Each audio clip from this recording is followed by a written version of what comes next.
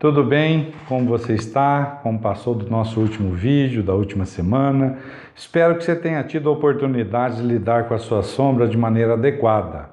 Só lembrando, no 14º vídeo, que nós chamamos A Saída, Deepak Chopra coloca 4 pontos importantes para serem trabalhados na compreensão e na dinâmica de transformar a sua sombra.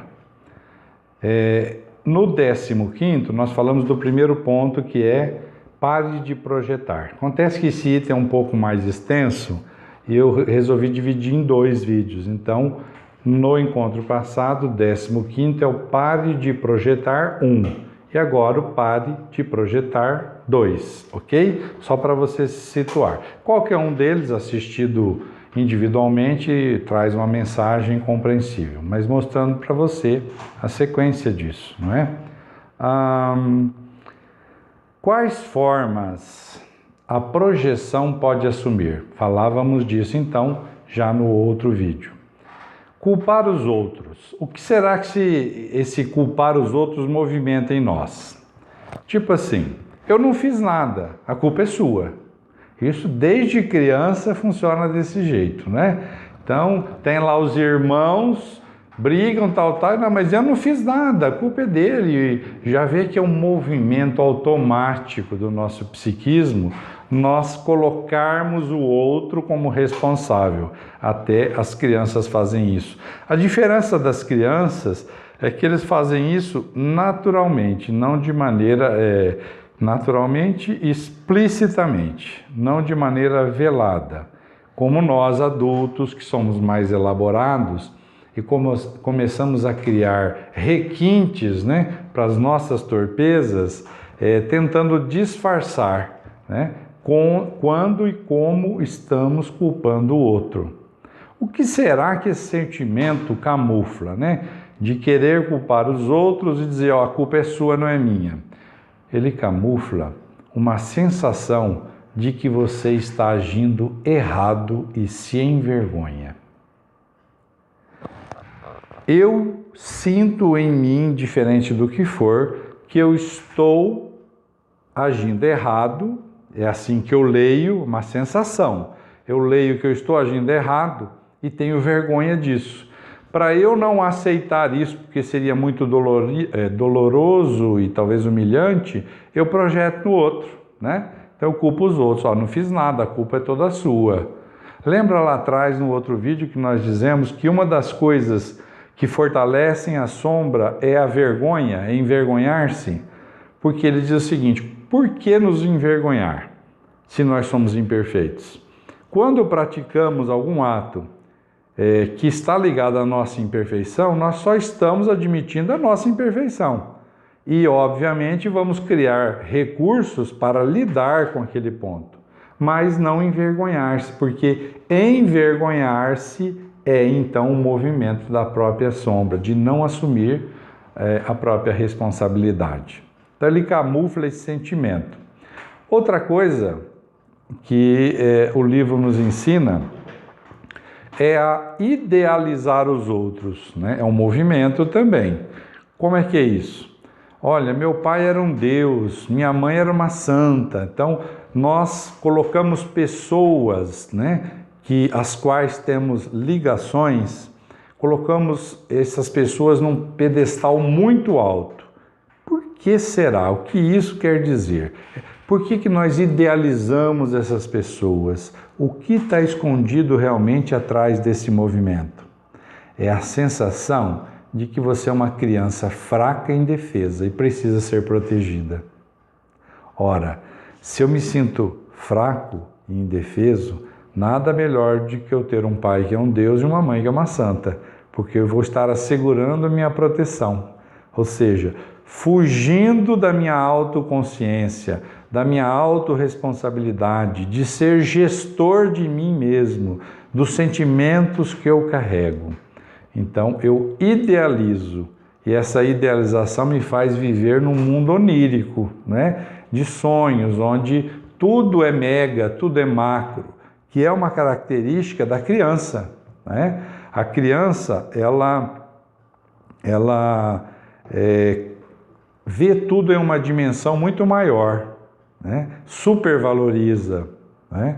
Ela torna tudo hiperdimensionado. Se você perguntar, se conseguisse traduzir o que uma criança sente ao olhar para o pai, ela é pequenininha, ela vê um Deus mesmo. Ela vê um sujeito enorme, 2, 3, 4, 5 vezes maior que ela. Interiormente o que ela registra é: meu pai é um Deus. Só que aí nós nos tornamos adultos e continuamos vivendo essa ilusão interna. Se eu sou essa criança fraca, eu preciso de ter uma superproteção, né? Vejam as camuflagens que a sombra assume em nossa vida. O preconceito, por exemplo. Como é que é isso, essa história do preconceito? O que é o preconceito? Tipo assim, cuidado com esse tipo de gente que é perigosa. Esse tipo de gente é perigosa. O que será camufla em nós? O sentimento de que você é inferior e merece ser rejeitado. Ora, se eu sinto que sou inferior e que eu posso ser rejeitado, eu quero me proteger disso. Então eu digo: essa gente é muito perigosa, né? Não se relacione, cuidado, porque na verdade eu me acho não merecedor e me acho na possibilidade de ser rejeitado. Vocês vão percebendo como é complexo esse movimento da sombra. Se nós não entendermos isso, nós não nos tornamos consciências livres. Vale a pena todo o esforço em cima disso, para que nós possamos criar uma perspectiva mais real de nós mesmos. Se voltarmos na história e buscarmos todos os grandes conquistadores, não veremos mais do que crianças assustadas, rejeitadas, temerosas, carentes, dependentes emocionais, que chegaram ao pico dessa expressão de defesa através do controle, como nós já falamos em outras situações. Foram grandes conquistadores, grandes reis, grandes lutadores, não é? Por que isso? Esconde uma série de estigmas interiores, né? Na verdade, da grande fragilidade que carregavam em si e expressavam através da força a maneira de negar essa fragilidade, né? Essa dificuldade que carregavam. O ciúme. Como é o ciúme? O ciúme é tipo assim: você está pensando em me trair, eu estou sentindo. Você está pensando em me trair, eu estou sentindo, né? O que será que isso traduz? O que será que isso camufla, na verdade? O próprio impulso de desvio ou inadequação sexual. É muito normal, mas muito, em casais onde há a infidelidade de um lado ou de outro. O que está vivendo, né, a experiência da infidelidade, no sentido de acioná-la, ele fica sempre atento ao outro parceiro e até perseguindo a pessoa com atitudes de ciúme por medo de ser traído. Por quê? Porque na verdade ele que trai, né? Tipo assim, eu estou sentindo que isso pode acontecer comigo, né? É um medo interior. Então o ciúme é essa expressão, ele camufla na verdade um desvio interno, né? Um desvio, uma inadequação sexual. E nem é que de fato, né, ele esteja às vezes traindo, mas ele carrega em si essa inadequação sexual, desejo por outras pessoas, né? E esse sentimento mobiliza ele e ele então se camufla dessa maneira, né? Camufla acusando o outro, né? Eu estou sentindo que você pode me trair. A paranoia é mais ou menos assim. Eles querem me pegar, eu estou sendo perseguido, estão todos contra mim, estão me perseguindo, me tirando as possibilidades. Isso é a paranoia, é o sujeito que está sempre verificando, chega, conhece uma pessoa nova, ele mede a pessoa para ver se ele não vai ter algum tipo de retorno negativo da pessoa. Todas as coisas que ele faz é meticuloso no sentido de defender-se, né? Ou seja, é um critério, mas é um critério paranoico, como diz aqui a nossa mensagem, né, do dia. É uma paranoia. Então, todos querem perseguir, todos me invejam, todos têm ciúme de mim, todos estão contra mim. O que será que isso camufla na verdade? É um sentimento de baixa autoestima, porque eu quero me sentir importante, mas eu não sinto isso. Então, se eu quero me sentir importante e eu não sinto, eu não consigo, eu tenho duas maneiras de viver a ilusão da importância.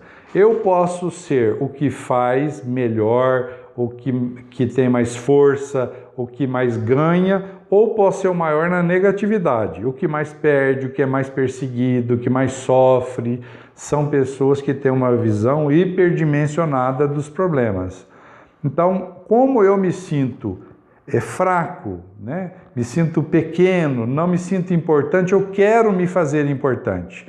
E aí é tipo assim, olha, o mundo está contra mim. Ora, se o mundo está contra mim é porque eu sou demais, né? As minhas qualidades são enormes, né? Chama atenção, por isso que o mundo está contra mim. É uma sobrevivência emocional. Aí a gente vai compreendendo como é que a gente também funciona, né? Dentro desses movimentos, né? Uma dica interessante para saber se você está projetando é o seguinte: a projeção é sempre negativa. Projeção é sempre negativa. O que significa isso? Eu estou sempre projetando as minhas doenças morais, éticas, psíquicas, né, no outro. Isso é projetar, né? Estou sempre projetando, então ela é sempre negativa. A qualidade específica, a vibração da projeção é negativa. Então não tem uma projeção que seja positiva, ela é negativa. Então compreender a diferença entre o sentimento e a projeção é importante isso, porque o sentimento é uma coisa, a projeção do sentimento é outra. Aí eu vou dar o exemplo que eu dei em um dos vídeos passados sobre a raiva, né? Então, a raiva é um sentimento, é uma coisa. Quando eu projeto a raiva em alguém, ela se torna danosa. A raiva em si, ela não é exatamente ruim, ela faz parte da formação psíquica humana, inclusive dos animais. Então, ter raiva ou se sentir movimentado por ela em algum momento não é exatamente ruim. Quando eu atribuo essa raiva, a responsabilidade a outra pessoa e direciono a ela os meus dardos negativos, aí ela é ruim. Nesse momento que ela é ruim. Então, gente, é importante nós entrarmos em contato com os nossos sentimentos, né? E fazermos as pazes com eles. Como eu disse, nós temos que falar o nome do demônio, ou seja, o nome do sentimento para eu conhecer o sentimento. E a partir daí eu poder ressignificá-lo no sentido do conceito e transmutá-lo no sentido da energia. Muito obrigado a todos, prossigamos firmes no nosso estudo porque ainda vamos aprender muito mais. Namastê!